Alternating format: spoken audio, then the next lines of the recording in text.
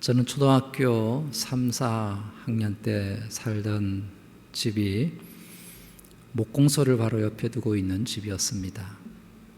그래서 항상 나무 냄새, 그리고 본드 냄새, 그리고 망치 소리, 톱 켜는 소리, 이런 소리들을 듣곤 그렇게 2년을 살았습니다. 학교가 끝나면 종종 목공소에 놀러를 가서 가구가 만들어지는 신기한 장면을 보기도 하고, 또 떨어져 있는 나무 조각을 가지고 놀고는 했습니다. 그래서인지 지금도 홈디포 같은 곳에 가면 꼭 목재가 쌓여 있는 곳을 제가 지나가게 됩니다. 그때 나무 냄새가 너무 좋았던 그런 기억이 저에게 남아 있어서 그런 것이죠. 이런 목공소에 대한 여러 기억들 중에 지금도 가장 인상 깊게 남아있는 기억 중에 하나가 목공소 아저씨의 거친 손입니다. 여기저기 상처투성이고 손바닥은 마치 샌드페이퍼처럼 거칠은 그 손으로 제가 가면 항상 제 머리를 이렇게 쓰다듬어 주었는데, 그 느낌, 그것이 지금도 여전히 생생하게 남아있습니다. 저는 오늘 말씀을 묵상하면서 주님의 손은 어떻게 생겼을까를 상상해 보다가 이 목수 아저씨의 손이 생각이 났습니다. 주님의 손 역시 목공소 아저씨의 손과 다를 바가 없다고 저는 생각합니다. 목수의 일을 30세까지 하셨으니 예수님이라고 손 안 다치고 그렇게 목수 일을 하시지 않았을 것이고, 곱상한 그 손이 거칠어지는 것이 당연했겠죠. 아버지 요셉이 일찍 세상을 떠난 것으로 짐작이 되는데, 그런 가운데 30세까지 그 일을 하셨으니 주님의 손이 곱게 남아있을 리는 없습니다. 그래서 저는 예수님의 손을 그린 그림들을 간혹 보면 저렇게 안 생겼을 건데, 이런 생각을 종종 해보곤 합니다. 어떤 사람은 예수님이 목공소를 크게 비즈니스를 해서 많은 종업원을 거느렸다라는 황당한 주장을 하기도 하지만, 주님이 나사렛 고향을 방문하실 때마다 목수의 아들이라고 하는 그런 놀림을 받은 것을 보면 주님은 그렇게 넉넉하지 않은 삶을 사셨다고 하는 것을 알 수 있습니다. 그런데 이런 거친 주님의 손이 오늘 말씀에서 사람들을 치유하셨습니다. 복음서를 보면 예수님이 여러 방식으로 환자들을 낫게 하시는 것을 보게 됩니다. 어떨 때는 말씀만 하실 때가 있고, 어떨 때는 진흙을 이겨서 눈에 바르기도 하시고, 어떨 때는 두 손가락을 양쪽 귀에 넣기도 하셨습니다. 그런데 오늘 말씀에는 유독 주님이 손으로 그들을 만져주신 것을 발견할 수 있습니다. 31절 말씀에 나아가서 그 손을 잡아 일으키시니, 41절 말씀에 보면 예수께서 불쌍히 여기사 손을 내밀어 그에게 대시며 이르시되, 우리 어린 시절엔 몸이 아프면 병원에 간다든지 약을 먹는 것이 쉽지 않았던 때가 있었습니다. 그러면 엄마가 아픈 부분들을 어루만져 주죠. 빨리 낫게 해주세요. 이렇게 하면서 만지면 너무 신기하게 배 아픈 것도 낫고 또 머리 아픈 것도 낫는 것을 경험합니다. 그래서 생긴 말이 엄마 손은 약손이라고 그렇게 하죠. 그런데 네이처라고 하는 세계적인 권위 있는 학술지에서 실제로 엄마 손은 그런 치료 효과가 있다고 과학적으로 증명을 해 주었습니다. 우리 몸의 내부의 기능들은 손과 발 그리고 피부 조직과 연결이 되어 있다는 것입니다. 그래서 그 부분을 자꾸 쓰다듬어 주고 만져주면 아주 작은 신경 조직이 계속 자극을 받으면서 우리 뇌에 안정감을 주게 되고, 그리고 우리 몸에서 병을 치유하는 물질을 빠르게 생성하도록 도와준다는 것입니다. 그래서 정말 엄마 손은 약손인 것입니다. 그래서 우리 부모들은 자녀들 자꾸 만져주고 안아주고 터치해주는 것이 중요하고, 부부 사이도 자꾸 포옹하고 만져주고 하는 것이 좋은 것입니다. 그것이 치료제죠. 그런데 오늘 말씀에 진짜 약손이 있습니다. 그것은 예수 그리스도의 손입니다. 사람의 손도 자꾸 아픈 부분을 터치해주고 만져주면 효과가 있다고 한다면 예수 그리스도의 손이야말로 말할 것도 없겠죠. 오늘 등장하는 고통 가운데 있는 사람들에게 주님이 손을 내밀어 주신 것처럼 이 시간에 예배하는 우리 모든 성도님들의 삶의, 마음의, 영혼의 주님이 터치해 주시는 복이 있게 되시기를 주의 이름으로 축복합니다. 가장 먼저 주님의 손은 사람의 마음을 치유하는 손입니다. 주님은 신방을 잘 안 하셨습니다. 세례 요한이 옥에 갇혔을 때도 주님은 옥에 찾아가신 적이 없었습니다. 그런데 유일하게 주님이 신방 간 집이 하나 있는데 그것이 베드로의 집입니다. 베드로의 장모가 열병으로 아픈 것입니다. 누가복음 4장에 보면 이 열병이 심한 열병이라고 기록된 것을 보면 보통 아픈 것이 아니었습니다. 그런데 베드로의 장모의 열병은 단지 열이 심한 병만이 아닌 것 같습니다. 만약에 열만 심한 병이어서 누워 있었다고 한다면 주님이 머리가 아픈 거니까, 열이 나는 것이니까 머리에 손을 얹었겠죠. 그런데 오늘 말씀 보면, 또 마태복음 8장에 보면 주님이 손을 만지신 것을 보게 됩니다. 그러므로 주님이 그녀의 손을 잡아서 일으킨 것을 보면 그녀의 병은 마음의 병일 가능성이 훨씬 높습니다. 요즘에 이 본문을 해석하는 학자들은 여러 상상력을 발휘했는데 그녀의 병명은 일종의 화병이라고 그렇게 말하기도 합니다. 열병이라는 이 헬라어 단어가 그렇게 우리를 짐작하게 합니다.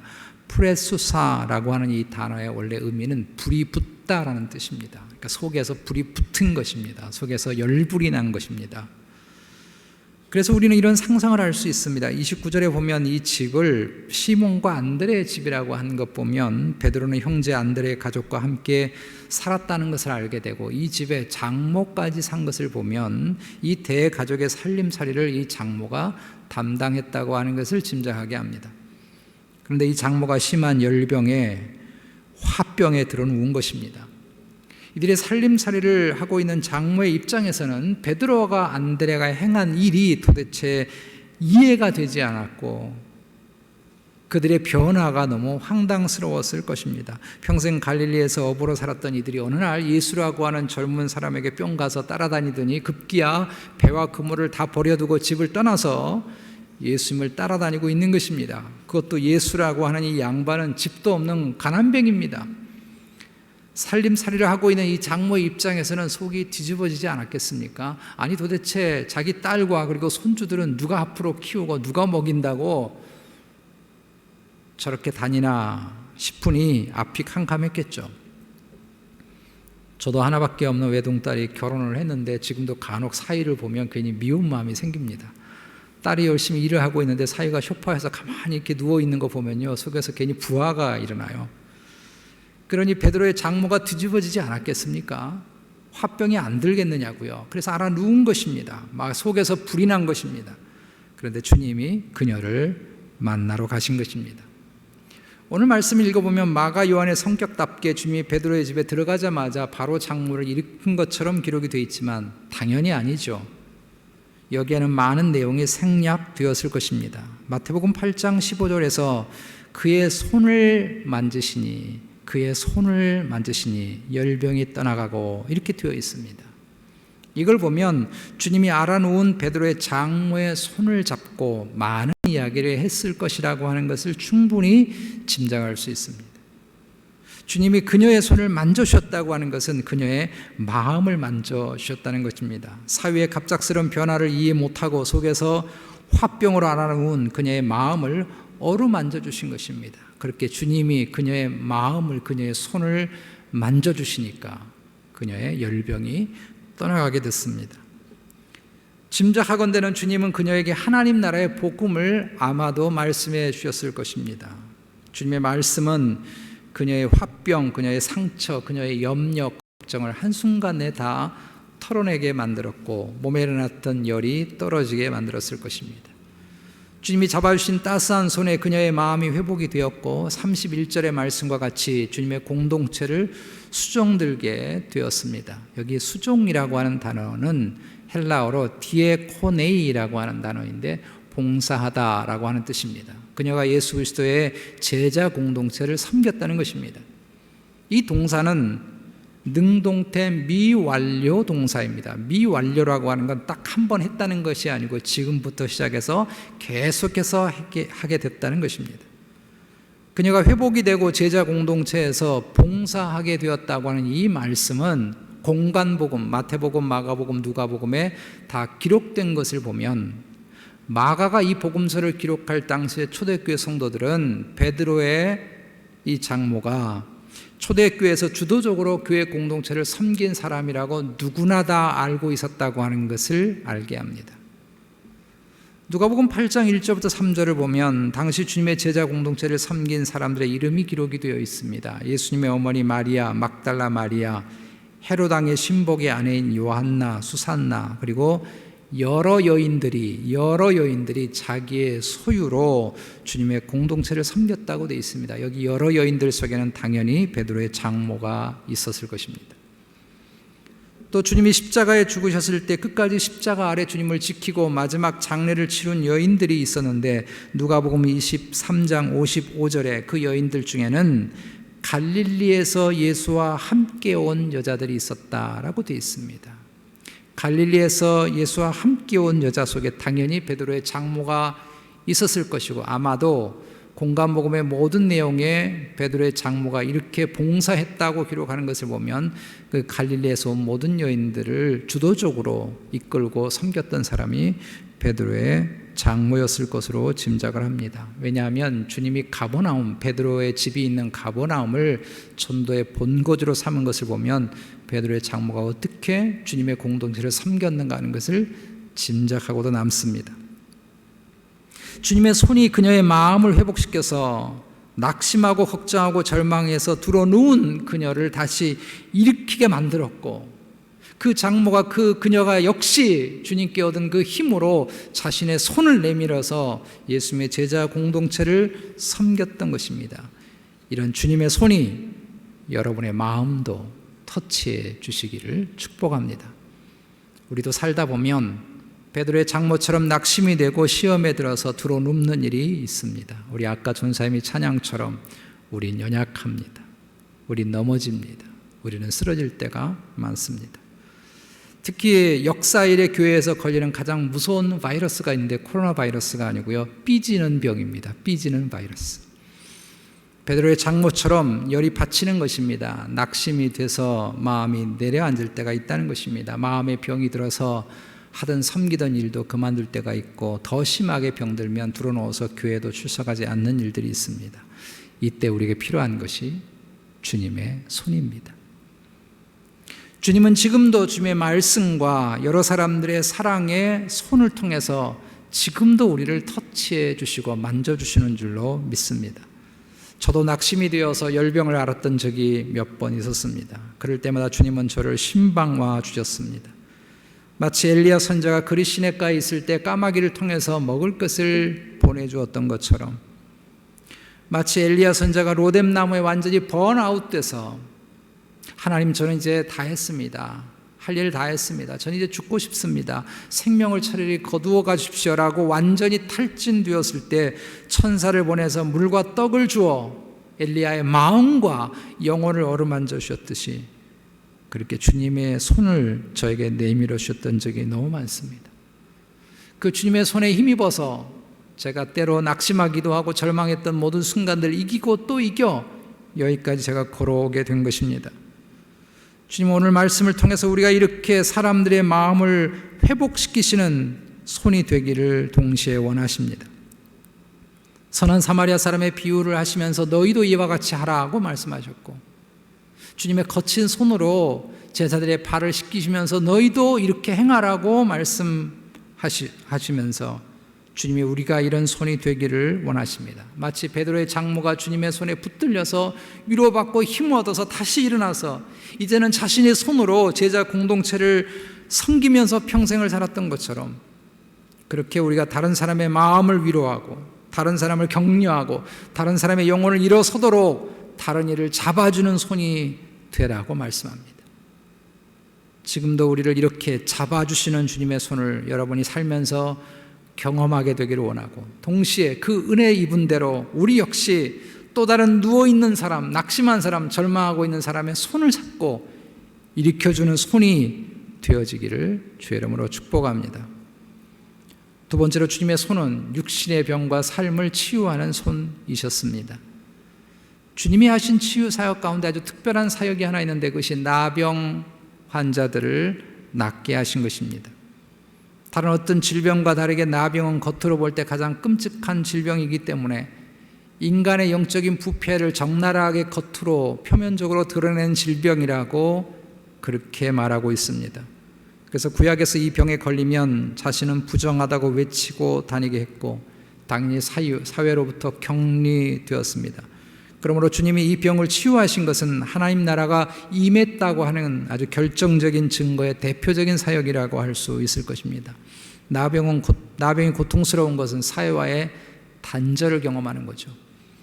제가 부산에서 사역할 때 저희 교회에 나병을 가지고 있었던 집사님이 출석을 하셨습니다. 그래서 목사님과 함께 1년에 한 2번 정도는 그 집사님 집을 이렇게 방문을 한 적이 있는데 부산에 나병 환자들이 살고 있는 촌을 그래서 1년에 한 2차례 방문을 해 보았습니다. 사람이 잘 찾지 않은 깊은 오촌 마을에 들어가는 입구는 포장도 되어 있지 않은 정말 음산하고 쓸쓸한 그런 모습의 어두운 분위기의 모습의 마을을 제가 보고 경험했습니다. 예수님 당시에도 나병 환자들은 성 안에 들어올 수 없었고 아주 당연히 성전에서 함께 예배할 수도 없었고 그 사회에서 소외된 병이어서 가장 아픈 병입니다. 너무 아이러니하게도 나병은 몸에 아픔을 느끼는 센서가 망가진 병입니다. 그래서 아픈 줄을 모르는 것입니다.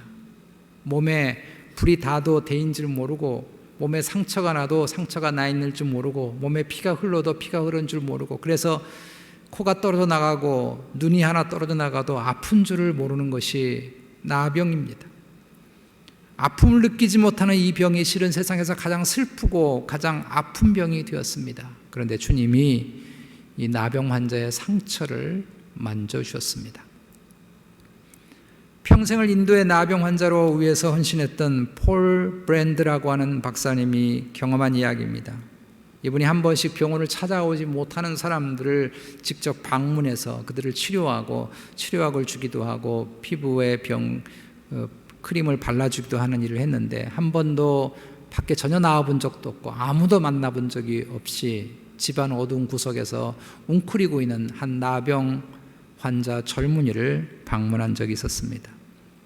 폴 브랜드 박사는 그를 찾아가서 그의 나병이 번진 팔에 손을 대서 그를 만져주고 약을 그의 발에 발라주었는데 갑자기 청년이 통곡하면서 울더라는 것입니다.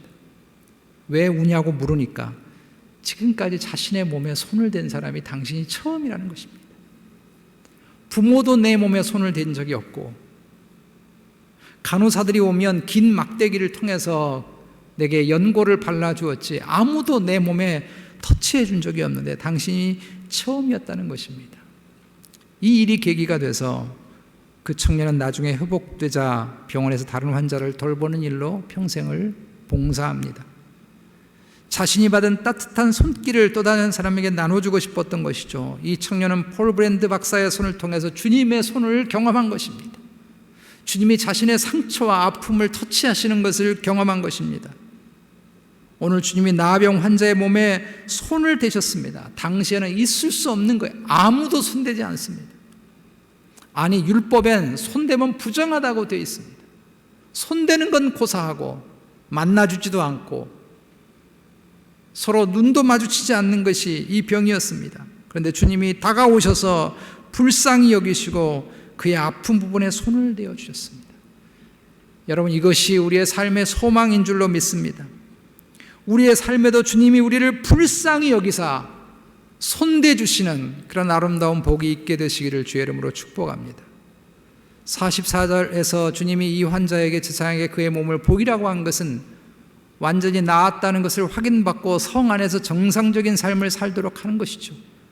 그의 무너진 삶, 망가진 삶, 완전히 끝장난 삶을 주님이 일으켜 주신 것입니다. 지금도 주님은 손을 내밀어 우리의 육신의 병과 삶을 치유해 주시는 줄로 믿습니다. 그것이 의사의 손을 빌리는 일이든지 약을 통하는 일이든지 아니면 주님이 직접 우리의 병을 터치해 주시는 일이든지 간에 지금도 주님은 우리의 육신의 병을 치유해 주시는 줄로 믿습니다.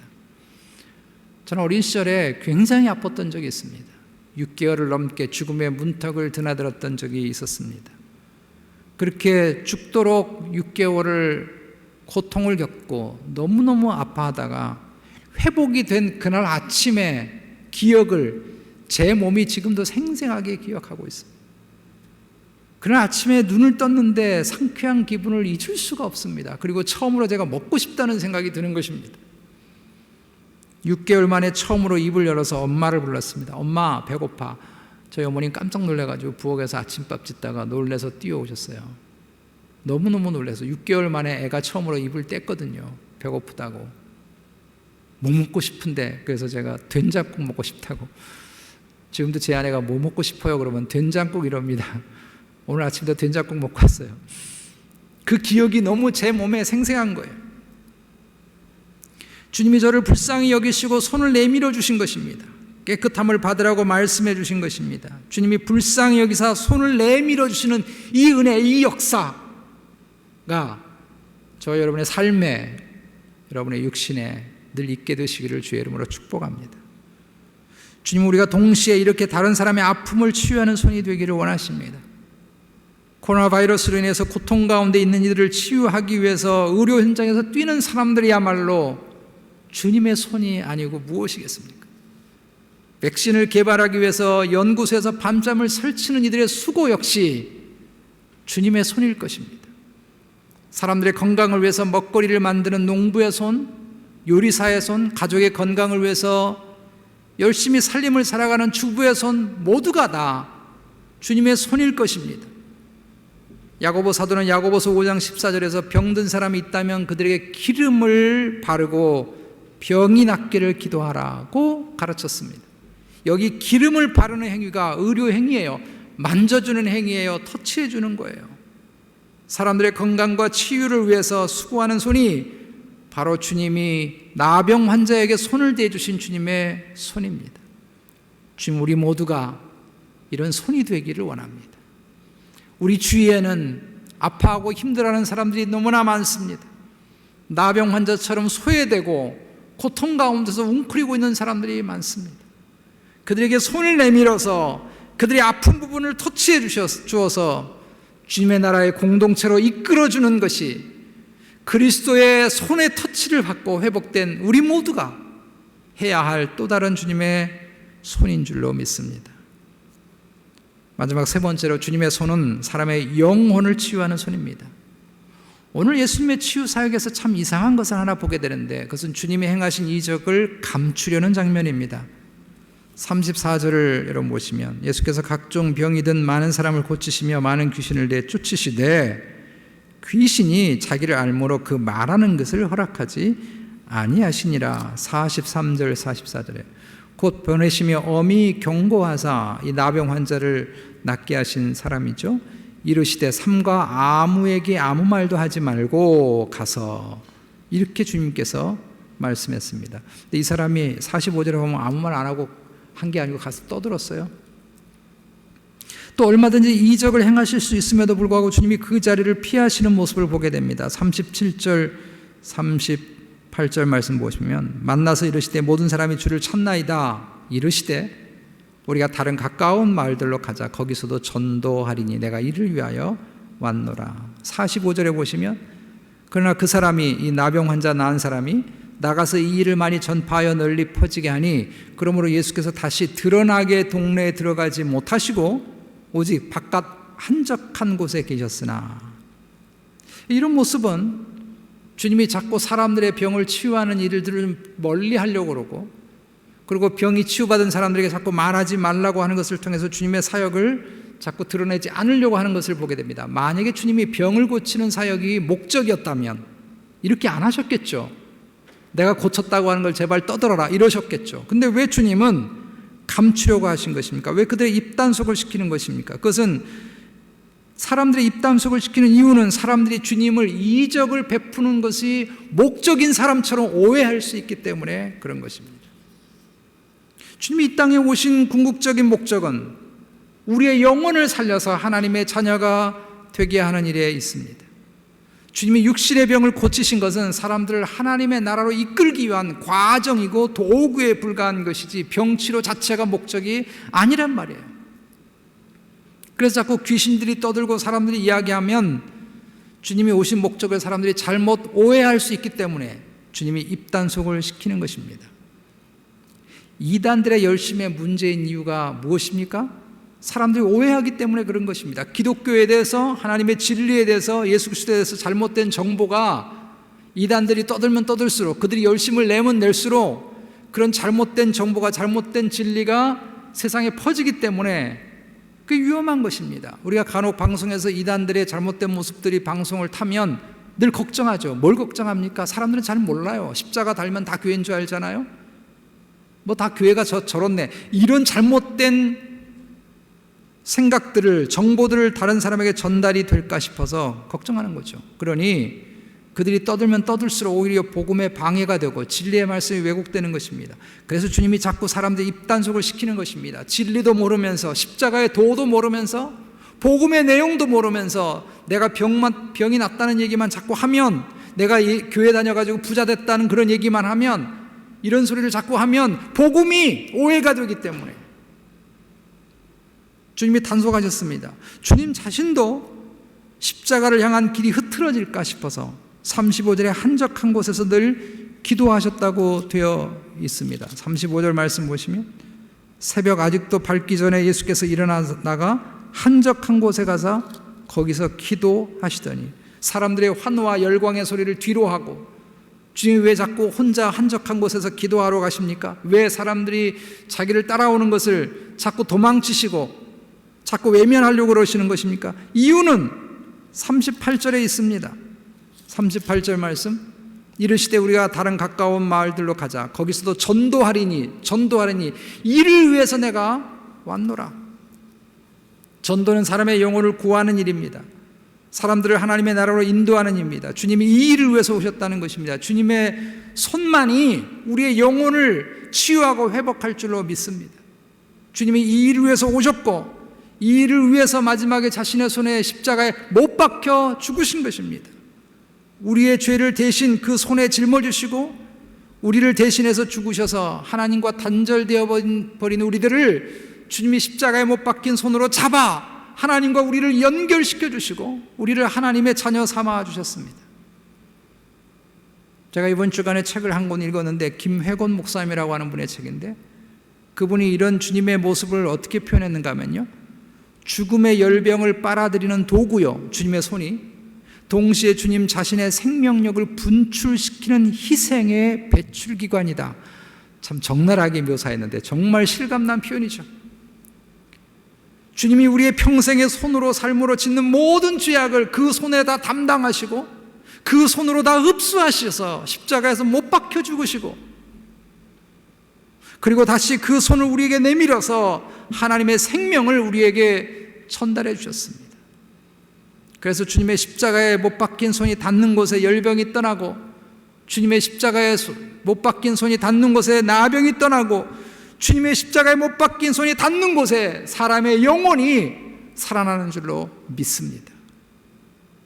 마찬가지로 우리가 이 세상을 향해서 섬김과 봉사의 손을 내밀어야 하는 중요한 이유는 전도하기 위해서 그런 것입니다. 교회가 여기 서 있는 이유는 교제를 위해서 아니에요. 즐거움을 위해서 아니에요. 그거 다 부수적인 것입니다. 구제를 위해서, 구제 더 많이 하는 구제기관들 많아요. 당연히 교회가 구제도 해야 되고 여러 가지 문화 행사도 필요하겠죠. 그러나 교회가 여기 존재하는 이유는, 우리 열린교회가 여기 서 있는 궁극적인 이유는 사람의 영혼을 하나님 나라로 인도하는 일 때문에 우리가 여기 있는 줄로 믿습니다. 지금도 주님은 복음의 말씀을 통해서, 성령의 역사를 통해서 우리에게 당신의 손을 내밀어 주십니다. 이 주님의 손을 우리도 이 땅에 만나는 사람들에게 내밀 수 있기를 원합니다. 나를 통해서 누군가는 예수님 만나고, 나를 통해서 누군가는 누워있던 사람이 일어서는 역사가 일어나고, 나를 통해서 누군가는 회복이 되는 역사가 있어야 되지 않겠습니까? 그 이유 때문에 우리가 여전히 사는 것이고, 그 이유 때문에 우리가 여기 열린 교회가 있습니다. 특별히 우리 교회가 주님의 이 아름다운 손을 죽어가는 이들에게 내밀어서 건져내는 이 사명을 너무너무 잘 감당할 수 있는 그런 교회가 되어지기를 주의 이름으로 축복합니다. 말씀의 결론을 맺습니다. 어느 경매장에 낡은 바이올린 한 대가 경매에 붙여졌습니다. 그 바이올린은 매우 낡았고 줄은 하나 끊어져 있었고 활은 여기저기 뜯겨 있었습니다. 사람들 아무도 그 경매에 붙여진 낡은 바이올린에 관심을 갖지 않았습니다. 경매가는 심지어 1달러부터 시작을 했습니다. 그런데 6달러를 넘어가지 않는 것입니다. 그런데 한 노신사가 자신이 좋은 경매 가격을 위해서 그 바이올린을 연주해도 되겠느냐라고 물었습니다. 그는 바이올린을 잘 닦고 조율을 하고 활에 뜯겨진 부분들을 손질을 한 후에 연주를 시작했는데 그 음악이 모든 사람들의 마음을 울렸습니다. 사람들이 여기저기 흐느껴 울기 시작을 했습니다. 노신사가 바이올린을 내려놓자 사람들이 여기저기에서 가격을 부르기 시작합니다. $1,000, $2,000, $3,000. 이 이야기는 마일러 윌치라고 하는 분의 시의 내용입니다. 이 시의 제목이 The Touch of the Master's Hand라고 하는 시입니다. 영화로도 만들어졌습니다. Master's Hand, 하나님의 손이고 주님의 손입니다. 주님은 이 시의 이야기처럼 낡고 보잘것없고 죄로 인해서 하나님의 심판대 앞에 서게 될 운명에 처한 우리들을 만지시고 영혼을 닦으시고 우리를 손질하시고 우리의 삶을 보듬어 주셨습니다. 주님의 손이 우리의 영혼을 닦고 우리의 마음을 조율하고 우리의 삶을 만져주신 것입니다. 베드로의 장모의 손을 잡아주시듯이 나병 환자의 상처를 만져주듯이 그렇게 우리를 터치해 주셨습니다. 주님 우리를 만지자 우리의 마음이 치유가 되고 우리의 삶이 회복이 되고 우리의 영혼이 살아나게 됐습니다.